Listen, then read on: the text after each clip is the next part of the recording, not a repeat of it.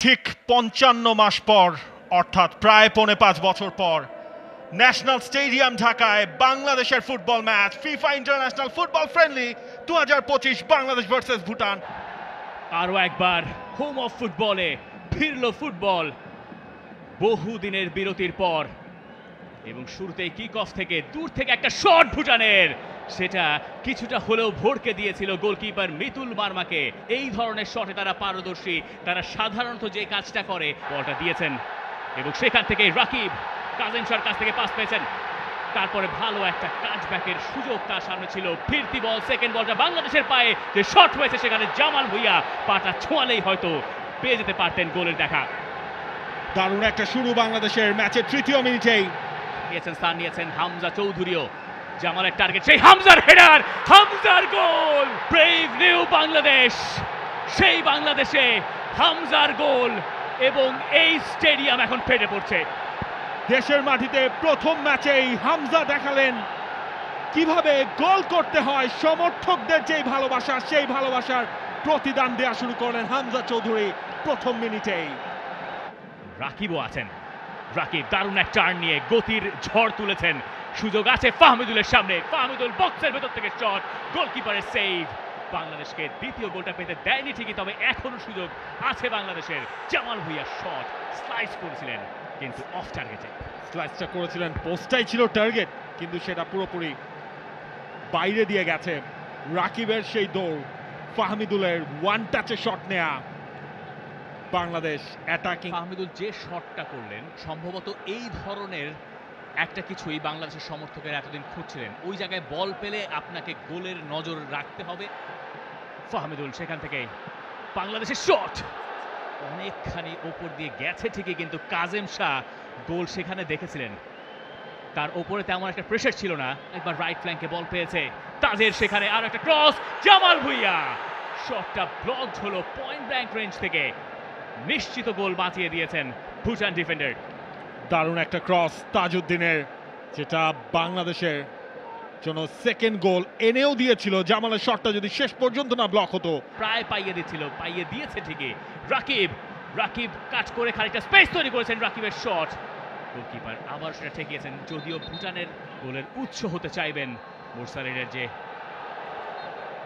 সেটআপটা ছিল, সেখান থেকে হেডারের চেষ্টা ছিল, যদিও গোল কিক হচ্ছে। হামজা চৌধুরী, বড় খবর হচ্ছে তিনি সেকেন্ড হাফে আর মাঠে নেই, এবং তার ভালো পাচ্ছিল তার জন্য। চমৎকার ফাহমিদুলের ক্রস, মোরসালিনের শট, তবে শেষ পর্যন্ত সেটা গোলকিপারের হাতে। ডানে বায়ে মারলে পরে হয়তো গোল স্কোরিং পার্সেন্টেজ অনেকটুকু বেড়ে যেতে পারতো, যদিও সেরকম উইন্ডো তার সামনে হয়। এবং বাংলাদেশ লম্বা সময় পর একটা গোলও পেয়েছিল মোরসালিনের। ২০২৪-এর গোলটা দিয়ে আরো একবার মোরসালিন ছিলেন টার্গেট, যদিও সেটা ক্লিয়ার হয়েছে। এখনো সুযোগ, একটা লং রেঞ্জ শট এবং সোহেল রানার গোল। Outstanding, it was a bullet.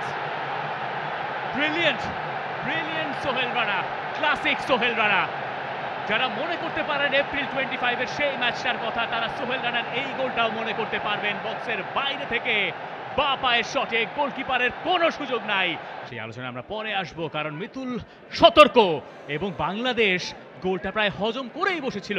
Free header, অনেকটুকু দূর থেকে ডাইভিং হেডার, এবং আনলাকি এসি গেলছেন যে তার গোলটা পাওয়া হয়নি। বাংলাদেশ অমার্জনীয় সেখান থেকে ফিরেছেন, দিয়েছেন ফাহিমকে, ফাহিমের শট, এবং হাত উঁচিয়ে তিনি জানান দিলেন তিনি ওই জায়গায় তার কাজটা ঠিকঠাক করে যেতে পারেননি।